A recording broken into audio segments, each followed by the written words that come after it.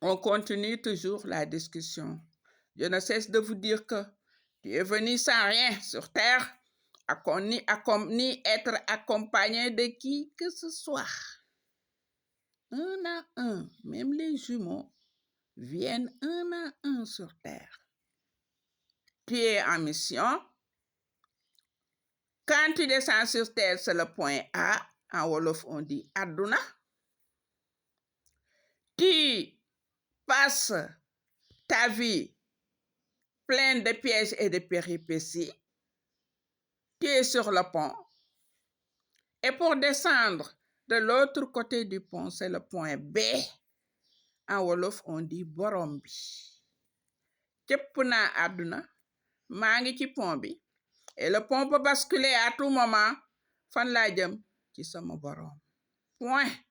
Et tu vas vraiment rendre compte à qui de droit, non aux créatures humaines, mais à Allah le Tout-Puissant. Quand je ne fais pas pour une quelconque créature, mais je fais pour Allah le Tout-Puissant. Il n'y a pas de compte à rendre à qui que ce soit.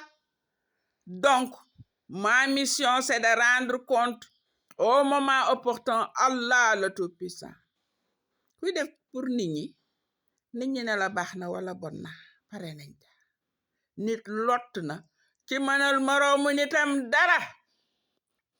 Ku la ne dinaa la dugal aljana waxul dëgg. Ku sa aljana assuré wul munoo assuré aljana yi keneen. Gëm nit gëm yàlla ko gën. Wéeru ci nit wéeru ci yàlla ko gën. Wakirlu ci nit wakirlu ci yàlla ko gën. Si jootal nit si jootal yàlla ko gën. Bàyyee sa bopp nit bàyyee sa bopp yàlla moo ko gën. Booy jaamul yàlla. Booy si jootalul yàlla. Del si jootal yàlla. Booy wakirlu baa ngay wéeru nga wéeru ci yàlla. C'est la meilleure monture. Ku la ne mënal naa la dara. Waxul dëgg. Tu es d'Allah. Tu es venu d'Allah, tu vas retourner vers Allah et c'est à lui seul de lui rendre compte de ta mission. Satan n'a rien fait pour toi sinon te troubler, te désorienter du droit chemin, de la réussite et de la félicité. Ma riirandoo riir foo xam àndandoo dafa neex. Ko bàyyi mu demal boppam. Seen association yi ngeen xewal indu leen dara lulul ak kujje diwu solle lii dinaa ko sol diwu takk na lii dinaa ko takk diwu am na lii dinaa ko am bu lay sàcc dinga ko sàcc booy fen wala nga moy ji yàlla dinga ko def moytu leen ka jigéen du bari jot lu xëyee suba sa kër gi fompal say mur raxas say bombal say karo defaral sa néeg moo ëpp importance ndaje yu bari yuy jël sa temps amalu la benn njariñ nit day dox ci loo xamante ne bi yàlla daf ko bëgg wala daf ko tagg d'autant plus que duñu dajaloo pour jàng xam-xam duñu dajaloo pour werante xam-xam waaye dajaloo pour nekk ci deru nit ñi di nguñcati mel ni ko yor yaxu yàpp booy ngeeñ mu say bàkkaar di yokku ngay ñeewaate ñeekat du dugg aljana ngay jël sa bët bi tekk ci ku la ëppale te boo xooloon yow la nga am xool ñi nga tane doota la ñee kenn na ngeen defaraat seen toogaay na ñëpp defaraat seen toogaay dee yu bari na waaye tadewul tey la nit ñi gën a am fit tey la nit ñi gën a ñeme yàlla rusatuñu kenn ragalatuñu kenn ku nekk ngay def lala saf defal lala saf boo yegsee ci yàlla mu won la moom li ka saf lan la dañ bàyyi ay caaxaan tey nag damay ñëw ci enseignant yi enseignant mooy kuy sol xam-xam ku xamul L'enseignant de tous les enseignants n'est tout autre qu'Allah le Tout-Puissant. Il a tout enseigné.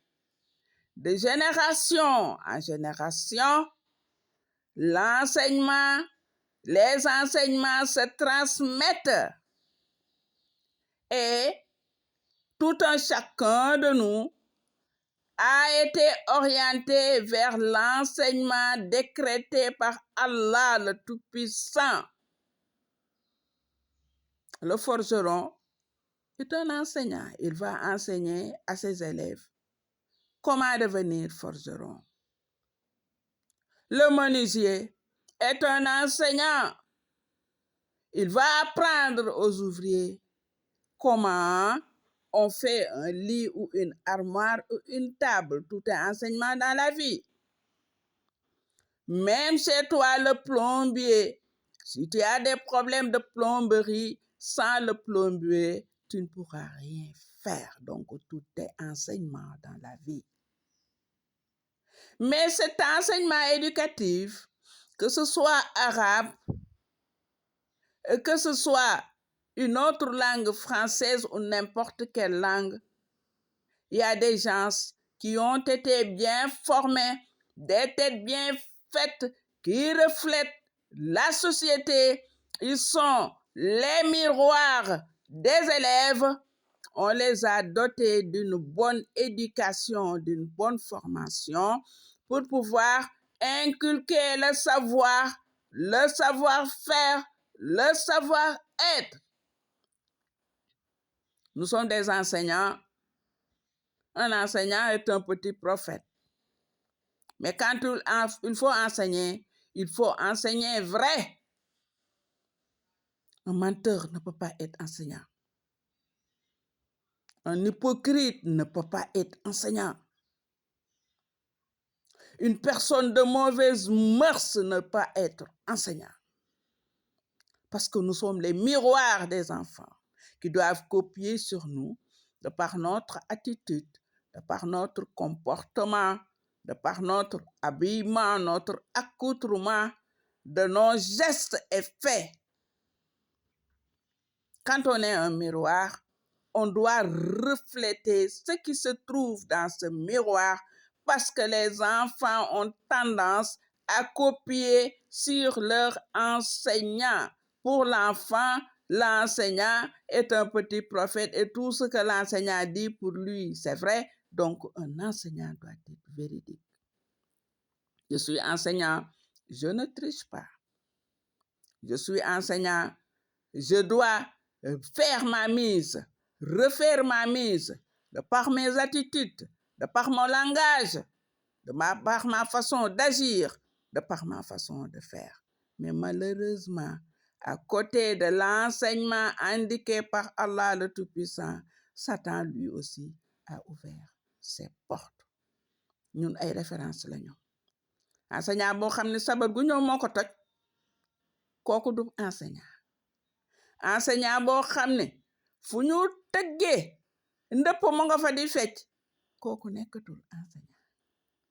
Enseignant boo xam ne fu ñuy dajaloo di jëwaate ak lu wax lu sa yoon nekk wala lu sa yoon nekkul mu nga ci biir di arbitrer kooku nekkatul enseignant. Un enseignant est une référence de par tes actes, de par tes comportements, de par ton accoutrement, de par tes faits et gestes. Inculquer le savoir, être véridique, point d'hypocrisie, point de mensonge, point de tricherie. Un pervers ne peut pas enseigner, un inconscient ne peut pas être enseignant. Nous sommes les miroirs de la société et ces élèves qui comptent sur nous pour acquérir le savoir, pour qu'à l'avenir qu'ils puissent trouver leur place honorable au sein de cette nation, de cette société. Nous sommes leur miroir, donc nous devons un certain comportement. Quand on entre dans l'enseignement, ce n'est pas pour de l'argent, mais c'est par conviction. C'est par conviction qu'on entre dans l'enseignement. Bien que nous avons des droits, et tout un chacun de nous a le droit de réclamer ses droits, mais nous sommes les idoles